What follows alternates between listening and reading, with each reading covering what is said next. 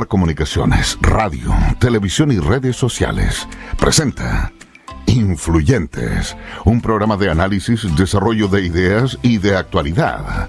Participan Andrea Pipsevich, Daniela Arecheta, Javiera Morales, Manuel Gallardo, Pablo Cifuentes y Rodolfo Arecheta. Conduce la periodista Susi Jacob.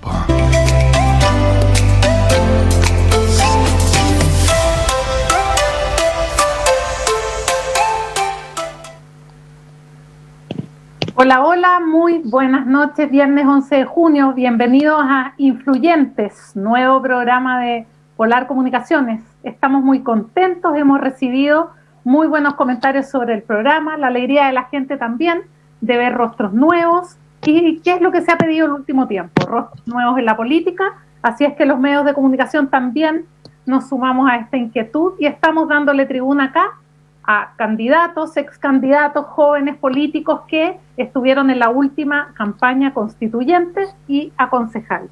Esta semana comenzamos nuestro programa con una muy buena noticia de que Punta Arenas el lunes pasa a fase 3. Es decir, vamos dejando un poco más atrás estas cuarentenas largas y también va avanzando mucho el proceso de vacunación, algo que nos pone contentos. Esperamos ser la primera región en alcanzar la inmunidad de rebaño en este país. Mientras tanto, la región metropolitana pasa completa a cuarentena. Vamos a saludar a nuestros panelistas en esta tarde y noche, depende de la hora en que nos estén siguiendo en el programa. Tenemos a Andrea Pipsevich. Hola, Andrea. Hola, Susi. Hola a todos y a todos los que nos están viendo a la hora que sea que nos sintonicen. Un gusto. Hola, Javiera Morales. Hola, Susi, a los demás panelistas ya nos habíamos saludado antes, así que un agrado estar acá como siempre y un saludo cariñoso a la gente que nos está viendo. Daniela Arecheta. Hola a todos, sobre todo a la gente que nos está viendo desde sus casas, a través de todas las redes de Polar Televisión, a Susi y a los panelistas que nos habíamos saludado unos minutitos antes, qué bueno verlos de nuevo este viernes. Pablo Cifuentes. Buenas tardes. Hola Susi, buenas tardes, buenas noches a la gente que nos está viendo. También saludar a mis compañeras del panel. Un gusto nuevamente estar compartiendo y poder seguir analizando la actualidad. Manuel Gallardo, ¿cómo estás?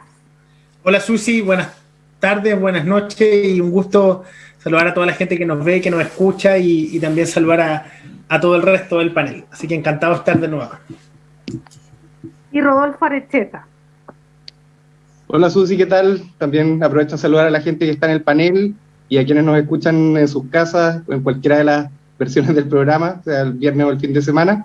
Y bueno, feliz de estar de nuevo acá. Estoy con un poco de problemas técnicos, así que si pasa algo me avisan nomás para poder corregir. Eso, saludos. Por supuesto, tiempos actuales, ¿no es cierto? Programas por Zoom. Rodolfo, comencemos contigo. Ya que estás ahí, podemos comenzar este programa como va a ser cada semana, conociendo las ovejas blancas y las ovejas negras de cada uno, a qué tema se lo otorgan en esta semana. Vamos, Rodolfo.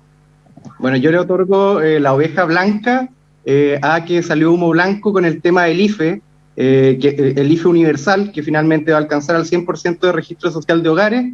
Para una persona esto va a ser 177.000 pesos y hogares donde hayan 10 personas cerca de 900.000 pesos. Una muy buena noticia y demuestra que cuando hay ánimo de hacer las cosas en serio y bien, podemos sacar buenas políticas públicas adelante en vez de cuando nos estamos peleando por quién se gana más porotos para la próxima elección. Entonces, hay oveja blanca para la política chilena en general, al Ejecutivo y al Congreso que se pudieron poner de acuerdo por fin y para ayudar a la gente.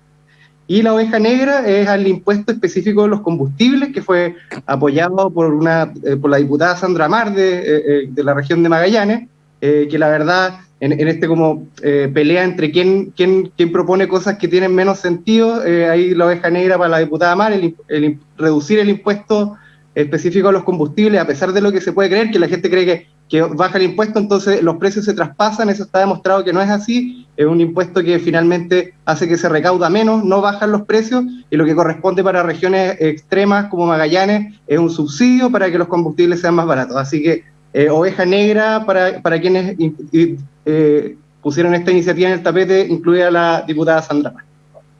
Perfecto. Javiera Morales, conozcamos tus ovejas de esta semana.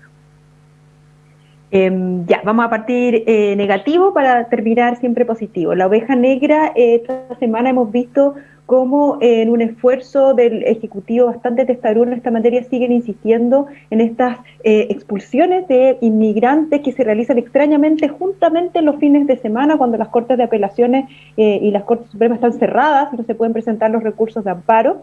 Y la prensa, incluso el debate público y la defensa ha sido señalar que acá hay infractores de ley que por tanto correspondería conforme a la ley hacer las expulsiones. Lo que se ha sabido a través de los medios esta semana es que efectivamente solo un grupo de ellos son personas que han cometido delitos y otro grupo no, solamente están en situación de irregularidad, y que además el día lunes la Corte Suprema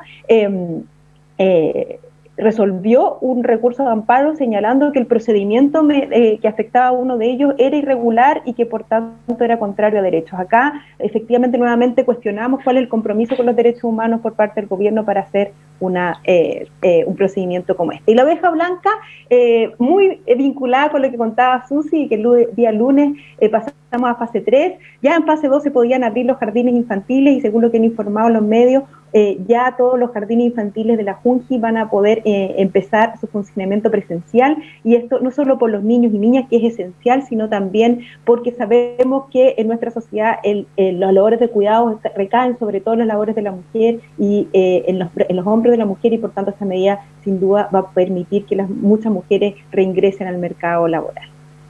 Perfecto. Pablo Cifuentes, conozcamos tus ovejas. Ya, gracias. Voy a partir también por la negativa. La verdad es que quiero comentar una noticia que escuché el día martes camino a mi trabajo, que la escuché en la radio y me llamó la atención porque me da la sensación que no tuvo mucho eco. Y en esa noticia se decía que están las condiciones para instalar fibra óptica en la isla Navarino, esta red austral de fibra óptica, pero no existe interés por parte de ninguna empresa para poder brindar el servicio. Yo creo que ahí hay un tirón de orejas súper fuerte para las autoridades.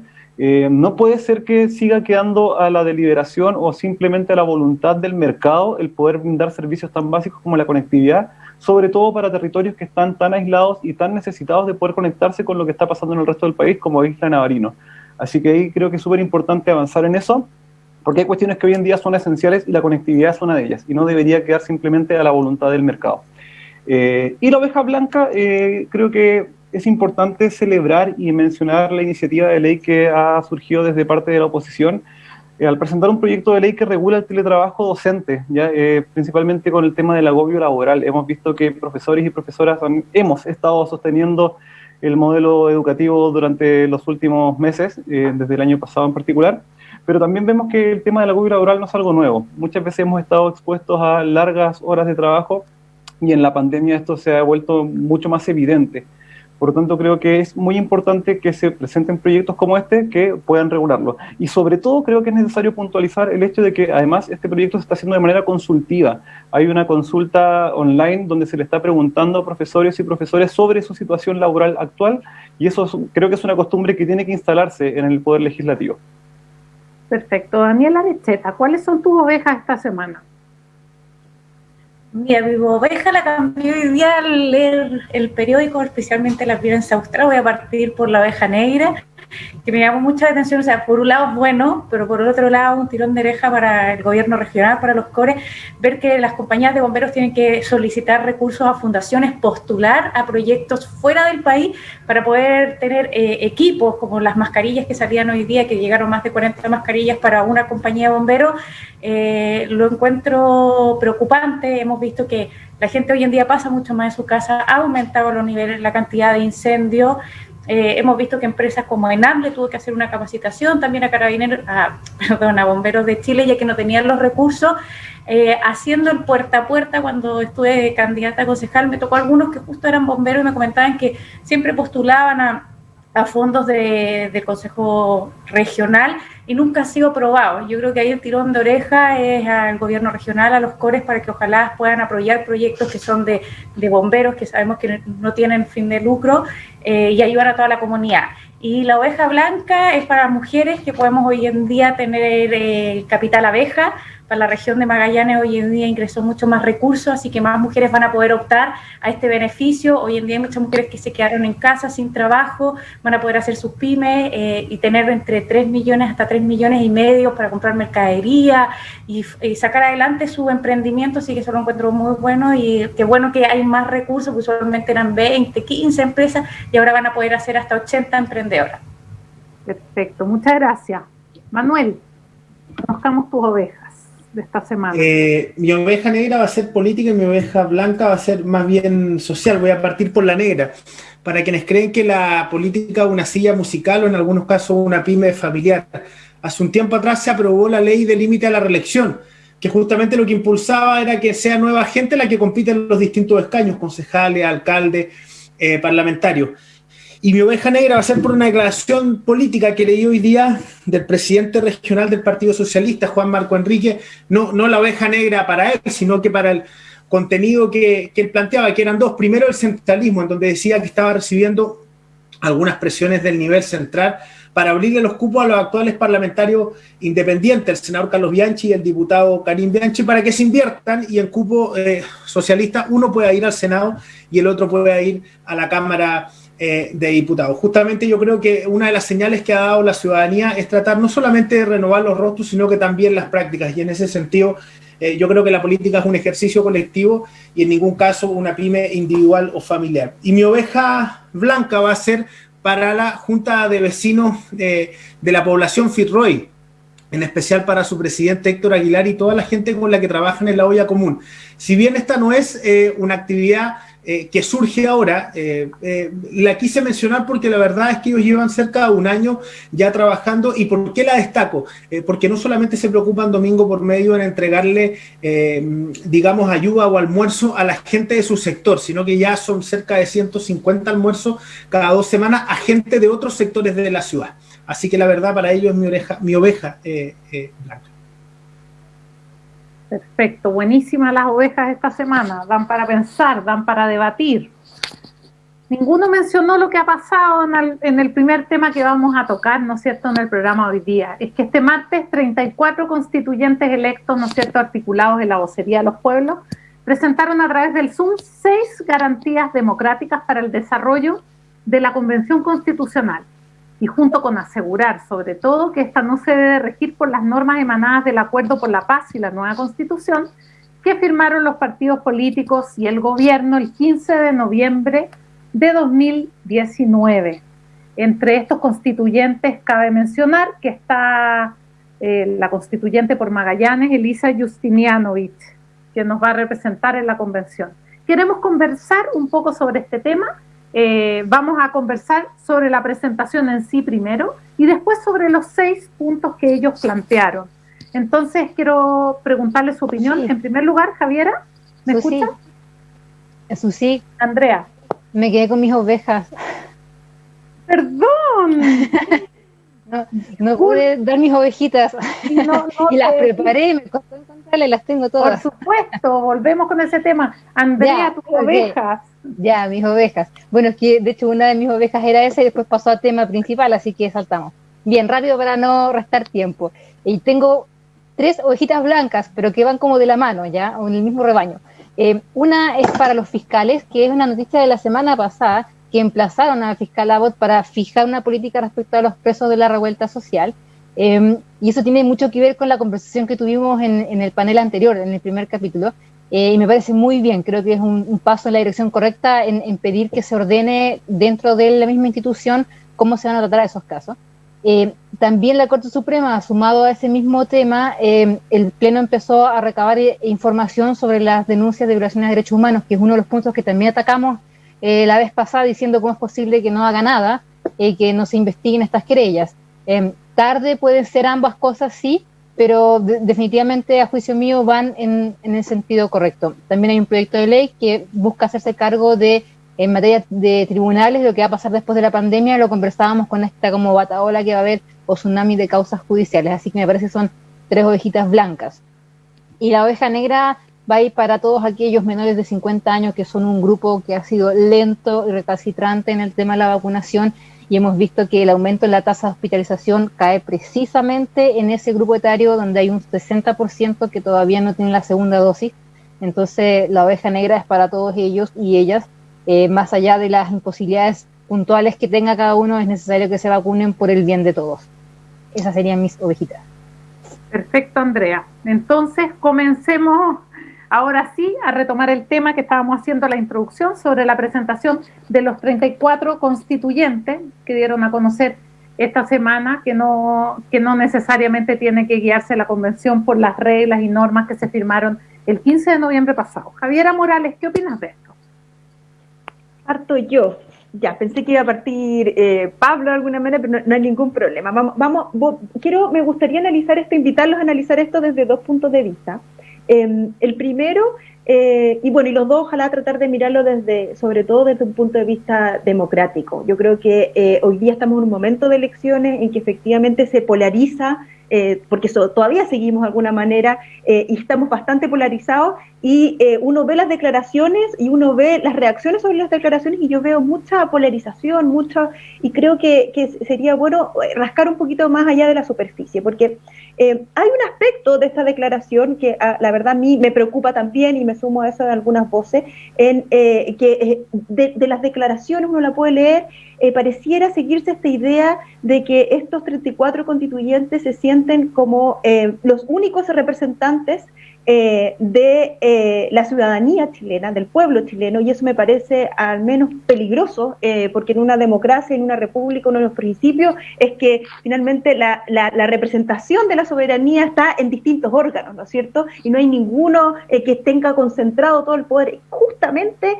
el movimiento por la nueva constitución y este movimiento ciudadano tiene como objetivo democratizar y ampliar el poder y desconcentrarlo. Entonces, esta idea de que hay unos pocos nomás que tienen el poder para de alguna manera saltarse todas las reglas, lo encuentro bastante peligroso para nuestra democracia.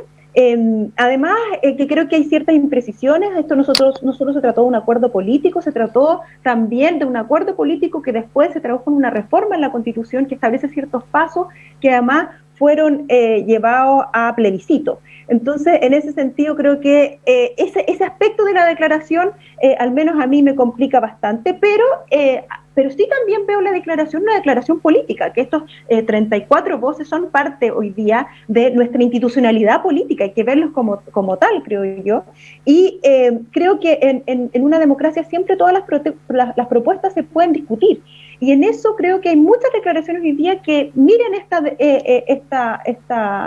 demandas, estas 6 demandas, de una manera muy negativa y no lo ven como una propuesta política para discutir sobre cómo perfeccionar nuestro sistema o nuestro proceso constituyente. Y como en toda democracia, yo creo que hay que estar abiertos a debatirlo. Me gustaría, eso sí, saber en qué sentido, cuáles son las propuestas para mejorar nuestro proceso constituyente, porque sin duda que eso se puede llevar al debate público, puede ser parte incluso de las próximas elecciones de parlamentarios, porque quien puede modificar ese acuerdo según nuestras reglas actuales es el Congreso junto con el presidente, y eso tiene que estar abierto siempre a la discusión. Perfecto. Pablo, sigamos contigo entonces. ¿Qué opinas tú de esta presentación? Sí, bueno, naturalmente me toca de manera bastante directa el tema porque pertenezco a la coordinadora social donde participa Elisa y ella adscribe también a este comunicado. Yo la verdad es que concuerdo con varias de las cosas que dice Javiera, pero sí, obviamente tengo apreciaciones que son diferentes. En primer lugar, cuando Javiera, tú manifiestas la preocupación de que estos 34 constituyentes de alguna manera como que se arrogan la representación exclusiva del pueblo, yo creo que también hay que tener cuidado con eso, porque es una interpretación, ¿ya? Yo creo que cuando uno lee la declaración en términos textuales, ¿ya? Lo que está diciendo es que estos 34 constituyentes declaran que vienen de mandatos construidos colectivamente y que por lo tanto ellos sienten que su fidelidad de representación está con el pueblo y con el trabajo territorial, no así con las reglas establecidas en el Acuerdo por la Paz del 15 de noviembre, del 2019. Aún entendiendo que ese acuerdo permitió también abrir una vía institucional y fue quizás una salida necesaria para el conflicto que estábamos viviendo en ese momento, que también hay que recordar que estábamos bajo una olla de presión bastante fuerte, ¿ya? Pero sí, también es necesario recordar que el compromiso de estos 34 constituyentes que firman este compromiso están diciendo, bueno, nuestra lealtad finalmente está hacia nuestras bases, y lo que proponemos acá es que hay cosas que se pueden discutir todavía, ¿ya? Tal como se discutió, por ejemplo, el tema de los escaños reservados, que no era parte del acuerdo inicial, como se discutió también el tema de la paridad, que tampoco era parte del acuerdo inicial, o incluso la posibilidad de formar listas independientes, que tampoco estaba contemplado en ese acuerdo. Entonces, hay ciertas cosas que efectivamente se puede permitir avanzar para ir perfeccionando quizás este modelo, y claramente desde el día 1, desde el inicio de este proceso constituyente, ha habido cuestionamientos a las cosas que estaban en el Acuerdo por la Paz, ¿ya? A mí, de hecho, me llama bastante la atención, y concuerdo completamente con Javiera, al decir que esta discusión también se ha vuelto muy mediática, ¿ya? Y se ha sobrepolitizado, y a mí me llama la atención la sorpresa que generan algunos sectores, porque estas cosas que está planteando este acuerdo que suscriben no son cosas nuevas, son temas que se fueron poniendo sobre la mesa incluso durante el periodo de campaña, de manera transparente, en muchos otros comunicados anteriores. Ahora lo que está ocurriendo es que se está conformando una suerte de bancada, ¿cierto?, de personas que tienen un pensamiento afín y que tienen lineamientos comunes, y en este caso la línea común es que dicen responder a un mandato que es colectivo, que ha sido construido desde las bases. Pablo, pero es distinto que lo digan cuando eran candidatos, cuando eran muchas personas en distintos lados que digan eso, cuando ya son ahora constituyentes electos. Es distinto, ellos ya tienen su cupo en la convención. Sí, no, de acuerdo con eso, ¿eh? Y creo que por lo mismo también es importante tomarlo en consideración, porque aquí, cuando yo he estado mirando las reacciones que hay en los medios de comunicación, principalmente de sectores más conservadores y de la derecha, aquí se habla como que se está tratando de atropellar la democracia, que se están atropellando los acuerdos, y yo la verdad es que lo veo desde una mirada completamente distinta. Yo siento que aquí lo que está ocurriendo, no se están poniendo exigencias, tampoco se está condicionando el proceso. De hecho, anoche estaba mirando un programa en CNN, donde estaba María, ahí se me fue el apellido, de la lista del pueblo, bueno, una de las candidatas constituyentes electas de la lista del pueblo, que la misma prensa la ha calificado como la constituyente más radical, y decía, acá no estamos condicionando el proceso, lo que estamos haciendo es un llamado a poder discutirlo, y sentimos que en la medida que haya más discusión, hay más democracia, y en realidad el proceso se valida por sí mismo, ¿ya? Bueno, entonces, avancemos en la discusión entonces, y vamos a ir a los detalles. Daniela, ¿qué te parece a ti esta presentación? Bueno, ahí concuerdo con Javiera lo que decía, que yo creo que la mayoría de la gente que ha leído los puntos de los 34 constituyentes, al principio dijo como van a avanzar, estos 6 puntos van a ser el puntapié para, van a trabajar o van a esperar que se resuelvan esos 6 puntos para empezar a trabajar, que ya les queda, parten ahora el próximo mes, ya en julio ya los constituyentes ya tienen que estar todos juntos y empezando a delinear la nueva constitución, la nueva Carta Magna. Yo creo que la mayoría no pasó eso al leerlo, y también por el tema de no respetar los acuerdos. Yo creo que por lo menos siempre, no sé, mi familia me decía, tu palabra es, y los acuerdos se tienen que respetar siempre. Yo creo que es lo fundamental. Yo creo que ojalá que no pasen a llevar el acuerdo de la paz. Yo entiendo que ellos obviamente no estuvieron de acuerdo porque fue a través de gobierno, quizás que de partidos políticos, del presidente, de todos los sectores políticos en ese momento, y que obviamente ellos no estuvieron para poder dar su voz, pero hoy en día yo creo que hay que fijarse que ya queda menos de un mes para que ellos empiecen ya a trabajar, aunque ya están obviamente trabajando a poquito, pero ya legalmente para sacar la convención constitucional, que tienen 9 meses con 2 plazos, los meses pasan muy rápido, entonces yo creo que sí tienen que avanzar, pero siguiendo con los acuerdos que ya estaban dados, y yo creo que todo Chile lo que quiere es que ya pasen rápido estos 6 meses, ver la constitución que se hizo y esperar que no se polarice todo, porque yo creo que el problema que hay va a salir de nuevo, se va a tratar de polarizar por distintos medios, por partidos políticos, quizás por las mismas bancadas que se junten, que eso es lo que la mayoría de la gente, o por civil común y corriente, es como volver a ver como una misma Cámara de Diputados que se están empezando a formar como los grupitos, que es normal, pero ojalá que todos lleguen a un acuerdo para el bien común. Perfecto. Manuel, ¿qué te parece este pronunciamiento conjunto de esta incipiente bancada que vemos en la convención? yo no la voy ni a celebrar ni tampoco la voy a dramatizar, para ser honesto. Yo creo que hay un proceso en ciernes que es la constitución propiamente tal de la convención, y que empiecen a operar como bancadas este tipo de... o los constituyentes me parece todo normal. Hay una cosa que quienes defendemos el acuerdo del 15 de noviembre tenemos que abrirnos a comprender, que hay muchas organizaciones sociales que no se sienten parte de ese acuerdo. Y no basta solo con decir que el acuerdo es legal. Yo creo que el desafío al que nos invita la Convención Constitucional es como un debate sobre las teorías de legitimidad. Hay quienes plantean que la legitimidad de los procesos está únicamente dada por la consecución legal de las etapas establecidas, es decir, plebiscito de entrada, elección de convencionales, convención y plebiscito de salida. Pero hay otra corriente que a mí me representa mucho más, que es que los procesos tienen que estar permanentemente legitimados por la confianza popular. Y esta lista del pueblo, que sacó el 17,4% de los votos, representa a quienes sí querían una convención constitucional, pero no la querían en las reglas del 15 de noviembre. Sin embargo, quienes fuimos candidatos, todos aquí, fuimos candidatos bajo ciertas reglas establecidas, reglas que desde mi punto de vista se deben respetar. Yo tenía dudas si es que esto era un condicionamiento o era una declaración. Al escuchar a Pablo me queda más claro que es más bien una declaración y no un condicionamiento, porque a mí me preocuparía que 34 constituyentes no se pongan a trabajar en la nueva constitución si es que no se hace la liberación de los presos políticos. No voy a abrir el capítulo anterior de qué es o no un preso político, pero me preocuparía que no lo hagan y que no sigan el mandato popular. Porque es verdad, aquí en la declaración se dice nosotros tenemos un mandato colectivo. Yo estoy seguro que Andrea, Javiera, Rodolfo y yo también teníamos un mandato colectivo, quizás no el colectivo que ellos quieren representar, pero todos lo teníamos, nadie era aquí uno y sus circunstancias. Entonces,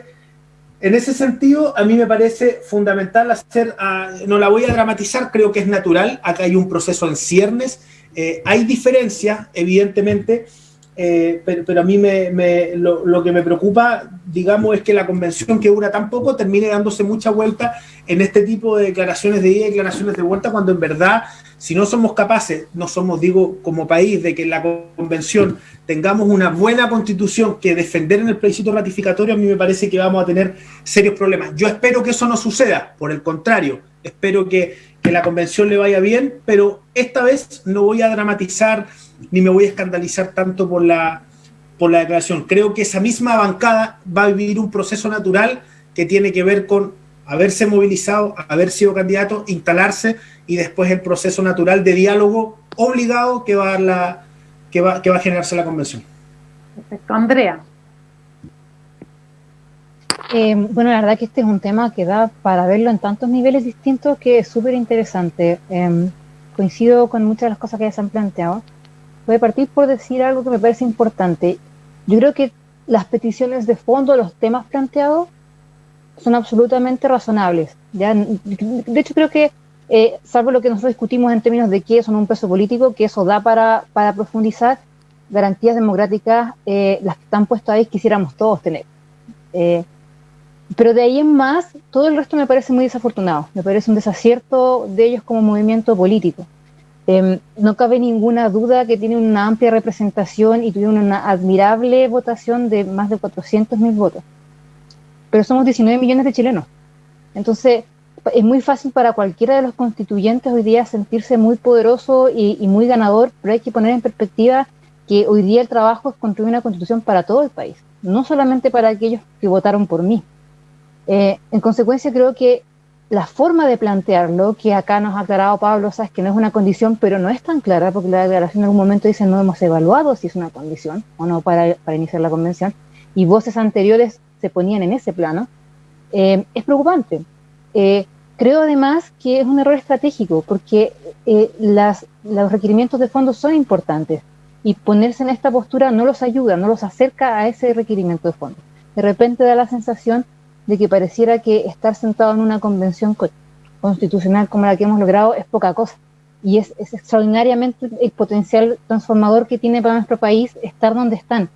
Entonces creo que quizás hubo un poco de ansiedad de querer marcar la pauta y querer responderle a los territorios, y ahí quizás lo que siento que les falta a la lista del pueblo es entender que esa representación, sin duda ellos saben cómo representar a sus bases, pero que es distinta la representación y la lucha que tú haces en la calle a la que tienes que hacer en la convención, y que ese paso requiere efectivamente entrar a dialogar con otros.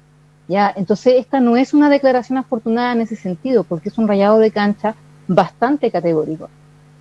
Y por otra parte, yo lo dije desde un principio, a mí me parece que las reglas hay que respetarlas. O sea, yo fui candidata, nadie me llamó, nunca participé en el acuerdo, hay cosas que no me gustan del acuerdo, pero todos fuimos candidatos y candidatas bajo las reglas de ese acuerdo. Entonces, me parece muy negativo dar vuelta a esa interpretación, ahora incluso siendo constituyente, y renegar de eso. También hizo esto el Partido Comunista en alguna oportunidad y otras candidaturas. Y yo siempre fui crítica de aquello, porque por más que no nos gusten esas reglas, la convención yo la veo como la oportunidad de reivindicar la política. Y esta sensación de yo llego al poder usando las reglas que me dieron y cuando ya estoy ahí las ocupo de otra manera, las interpreto de otra manera, es la más vieja política. Es la típica forma de hacer las cosas que no nos gustan. Y este proceso que tanto hemos criticado es el mismo que usamos para participar. Y aplaudimos la paridad, y aplaudimos los escaños reservados, y aplaudimos la convención. Entonces yo siento que hubo una legitimación de esas reglas, aunque no te gustaran, cuando decidiste participar, porque lo contrario es restarse y decir este no es el camino, yo no lo considero legítimo y voy a seguir otro camino. Pero si ya jugaste con esas reglas, cambiarlo me parece muy desafortunado. Rodolfo. Bueno, yo encuentro que la declaración es lamentable, la verdad, y que demuestra un poco la falta de entendimiento de estos constituyentes de cómo salieron electos, para qué, y además tienen un tufillo totalitario, totalmente. Y lo primero que me sorprende, que es un poco lo que ya se ha mencionado acá, es la facilidad y como prepotencia con la que se arrogan la representación popular. Y acá el tema de la legitimidad, lo dijo Manuel, es un tema complejo. O sea, en un proceso constituyente, donde la lista del pueblo tuvo cerca de 900.000 votos, que del total del padrón, que son cerca de 15 millones, equivale a algo así como el 6%, la verdad es que no es mucho. Y en el caso de la Elisa tuvo algo así como un poco más de 4.000 votos, y el padrón de Magallanes son 160.000, de cerca de un 3%. Entonces, arrogarse la voluntad popular con tan poca adhesión, son legítimos ganadores, por cierto, porque esas son las reglas, y obtuvieron más votos que nosotros y salieron, pero una cosa es ganar una elección y la otra es arrogarse la voluntad popular, digamos. Eso me parece inapropiado, y la verdad es que incluso me parece un poco como tirado a las mechas, por decirlo en buen chileno. O sea, creo que es destemplada, pero al mismo tiempo no se condice con cómo fue el proceso.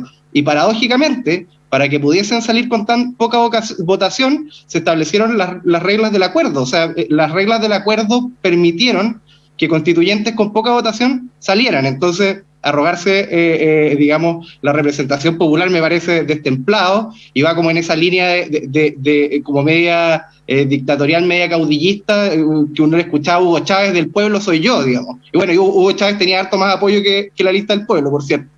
Y otra cosa que me llama la atención es el hecho de que como tufillo, como medios embriagados del poder después de haberlo probado. Y ahí uno ve no solamente la lista de la vocería de los pueblos, sino que constituyentes como Stingo o Baradit, digamos, que van con un ánimo de revancha que yo veo muy complicado para efecto de llegar a acuerdos o consensos. Lo veo complicado porque la verdad es que si uno va a ir a pasar la cuenta a la Convención Constitucional, lo que se puede avanzar es muy poco, y al final, me cuelgo un poco de lo que dice la Andrea, las reglas tenían un sentido, el sentido de las reglas, que digamos cuáles son: un plebiscito de salida para que nosotros podamos decidir si nos gusta o no la Constitución, la regla de los 2/3 que posibilita acuerdos, y también, digamos, el control de la Corte Suprema, por ejemplo. Desconocer esas reglas, la verdad es que yo no voté por eso, yo voté a prueba, pero si hubiese sabido que esas iban a ser las condiciones, probablemente no votaba, y votaba rechazo, y yo creo que es darle la razón a la gente, el rechazo finalmente, que veía ese riesgo. Entonces, yo lo miro con harta preocupación. Ojalá que no logren contagiar al resto de los constituyentes, porque 34 no es una gran cifra, pero tampoco es despreciable, es un número amplio. Y yo creo que el tema de la legitimidad también, acá como que los libros de derecho constitucional hablan del poder constituyente, que sería la Convención Constitucional, y si uno los lee rápido y hace una mala lectura, pensaría que tienen un poder ilimitado, y la verdad es que eso no es así. La Constitución, si se pone, termino cortito, si se pone a hacer cualquier cosa, y la gente siente que no está funcionando y que no está cumpliendo su cometido, que es solucionar problemas concretos, la verdad es que va a ir perdiendo fuerza, legitimidad y va a quedar ahí en la rueda, digamos, y no va a lograr solucionar los problemas y pronto la gente no la va a querer. Entonces, yo un llamado de atención, mala declaración y yo creo que es condenable, no es el camino, así que mal ahí por la lista del pueblo. Ojo, sí, Rodolfo, con las personas del padrón, sabemos un poco en Chile también sí que los padrones están inflados, que votaron muchos menos, pero no significa que votó mucho menos gente en general, porque los padrones todavía hay que limpiarlos, hay que ordenarlos, ese será tema para otro debate. Pero pasemos a los puntos. Una cosa, que igual el nivel de abstención, cuando uno habla de la legitimidad, por eso digo que no es tan fácil, votó el 41% y estos constituyentes tienen muy poca votación en relación al total, independiente de que el padrón es cierto que hay que mirarlo con cautela, pero no es que representen a mucha gente, de hecho hay mucha más gente que no votó por ellos que las que sí votó por ellos. Ese es el punto. Incluso más, voy a hacer solo una colita de comentario, no nos olvidemos que hay gente que no puede votar. O sea, acá la pega es una condición para todos, incluso para gente que no va a votar, menores de edad, gente que no tiene derecho, lo que sea. Entonces, claro, es bastante más limitado. Pablo, te quiero preguntar, en general acá hay bastante acuerdo en torno a la declaración, pero la declaración la vamos a depurar un poquito, aunque nos pasemos después y pasemos al otro bloque, pero la declaración traía 6 puntos, ¿no es cierto?, que presentaron ellos como garantías democráticas de cara a la convención. Hablaron de la libertad, verdad y justicia, reparación, desmilitarización, fin a las expulsiones y la soberanía.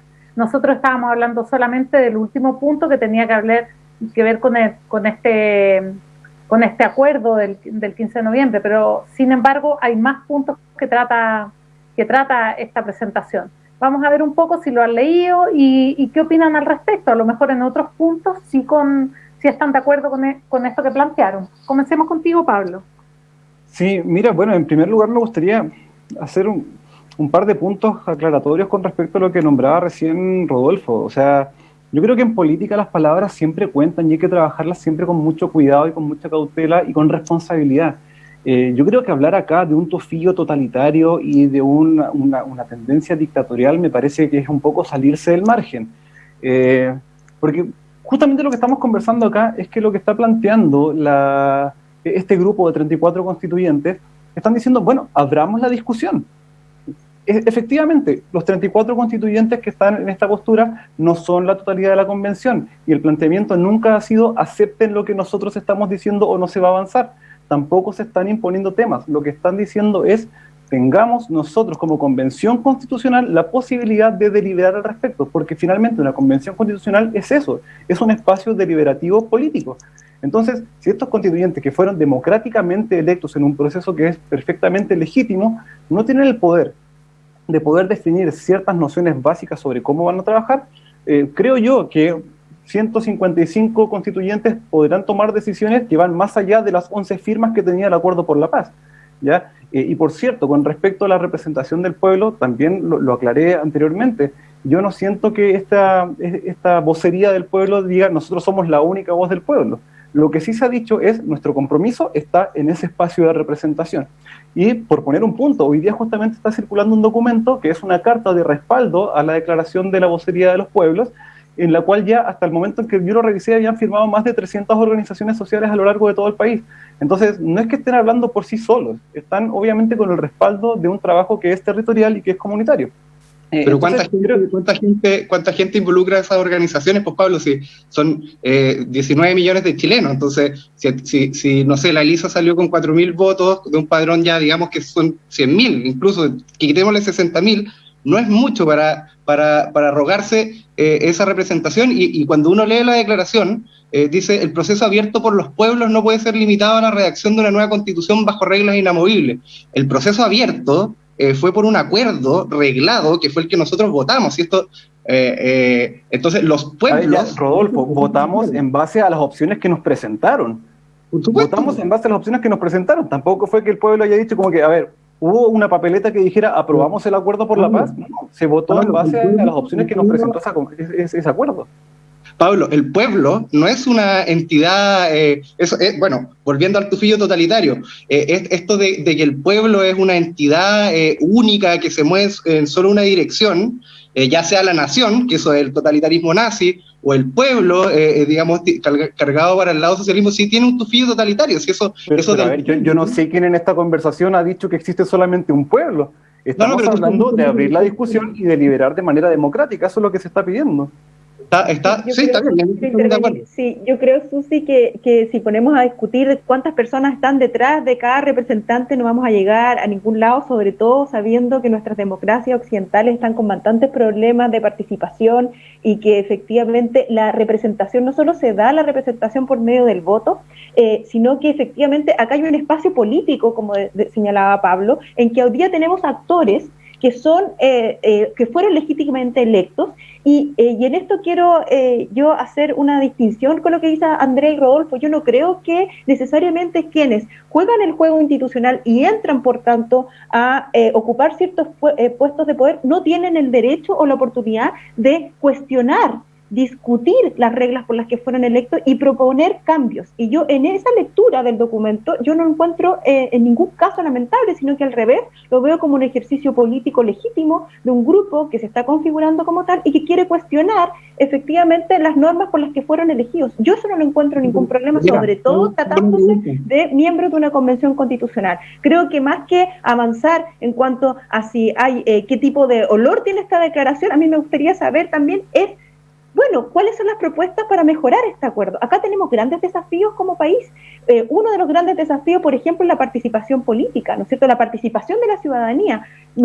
Creo que gracias a esta declaración uno podría avanzar en, a ver, ¿cómo perfeccionamos este acuerdo? Por ejemplo, en el área de la participación. No sé si la idea también es modificar o tratar de modificar el quórum de aprobación. Esa sería otra interesante discusión. Yo creo que como la configuración que quedó hoy día la convención, el quórum es bastante interesante lo que se produce, porque efectivamente el quórum hace que nadie tenga veto hoy día y de alguna manera es como un incentivo para el diálogo y alcanzar acuerdos. Yo lo que creo, lo que dices tú, Javiera, y lo que me pasa con la declaración en ese sentido, es que yo siento que las reglas nos dan un camino que podemos seguir, nos gusta o no, pero que podemos seguir. Y voy a lo que dije al principio, creo que se está subestimando el potencial transformador que tiene la convención con las reglas que hoy tiene. Pareciera que es poco, pero es tremendo. Y entonces, entrar a cuestionarlo. Por ejemplo, muchos de los planteamientos que se establecen como requisito, una de las cosas que hacen es que entran en campos que son propios de otros poderes del Estado, que es una de las limitaciones que tiene el acuerdo. Entonces, me gustaría verlo así, abiertamente claro.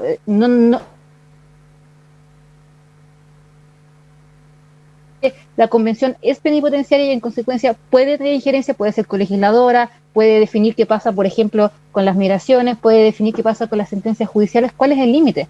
Porque quizás esta conversación es la que deberíamos haber tenido antes, pero hoy día ya sabíamos que existían esos límites y ahora los queremos desbordar. Entonces siento que perdemos un tiempo valiosísimo en avanzar con el proceso que es transformador por estar discutiendo de entrada si vamos a respetar las reglas. Bueno, a todos vamos a hacer un alto. Manuel está pidiendo la palabra hace rato, así que vamos a hacer un alto comercial y al regreso partimos con Manuel. ¿Ya? Nos vemos en 3 minutos. No se vaya de nuestra sintonía. Ya regresamos con Influyentes.